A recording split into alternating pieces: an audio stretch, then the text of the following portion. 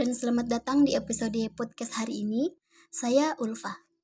Hari ini kita akan membahas sesuatu yang cukup mendalam, yaitu hubungan antara literasi dan teori belajar.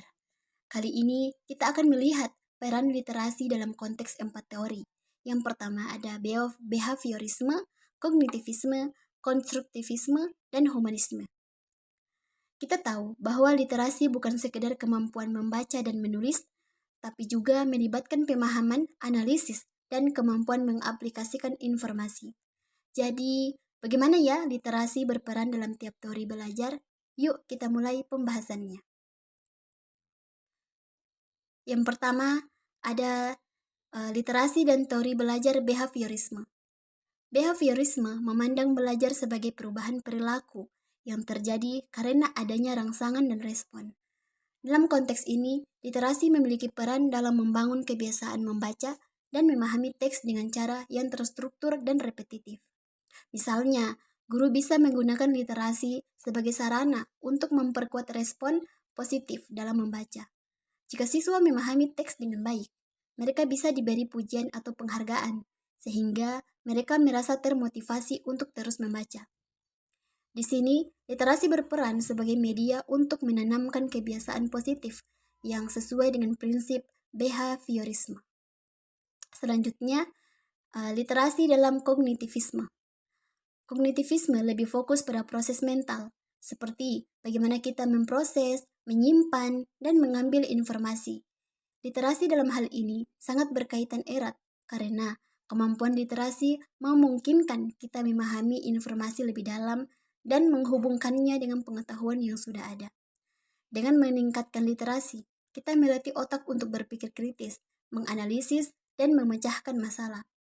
Misalnya, saat membaca artikel yang rumit, kita melatih otak untuk memecah informasi, mengaitkan dengan konsep yang kita tahu, dan menyimpan dalam ingatan. Di sini, literasi membantu proses mental berjalan lebih efektif sesuai dengan prinsip kognitivisme. Selanjutnya yang ketiga, literasi dalam konstruktivisme. Nah, kalau teori konstruktivisme menganggap bahwa belajar adalah proses membangun pengetahuan sendiri berdasarkan pengalaman dan konteks sosial. Literasi dalam konstruktivisme bukan hanya soal memahami teks, tetapi juga berinteraksi dengan informasi untuk membentuk makna pribadi. Contoh, saat membaca buku atau artikel, kita tidak hanya menyerap informasi begitu saja, tapi juga mengaitkannya dengan pengalaman kita sendiri, sehingga kita membangun pemahaman yang unik. Selain itu, diskusi literasi bersama teman atau kelompok belajar juga membantu kita memahami perspektif lain dan memperkarya pemahaman. Disinilah literasi berperan penting dalam teori konstruktivisme. Yang keempat yaitu literasi dalam humanisme. Teori humanisme memandang belajar sebagai upaya untuk mencapai potensi diri dan memahami makna hidup. Dalam teori ini, literasi menjadi media untuk mengembangkan diri, pemahaman diri, dan refleksi pribadi. Dengan literasi, kita bisa membaca karya sastra, tulisan filsafat, ataupun biografi yang menginspirasi, sehingga kita dapat mengeksplorasi nilai-nilai hidup dan memahami diri sendiri lebih dalam. Dalam konteks humanisme, literasi bukan hanya alat untuk memperoleh pengetahuan, tapi juga sarana untuk meningkatkan kesejahteraan mental dan menumbuhkan empati. Literasi membantu kita mencapai pemahaman yang lebih dalam tentang kehidupan dan tujuan kita. Nah, itulah tadi pembahasan singkat mengenai peran literasi dalam berbagai teori belajar.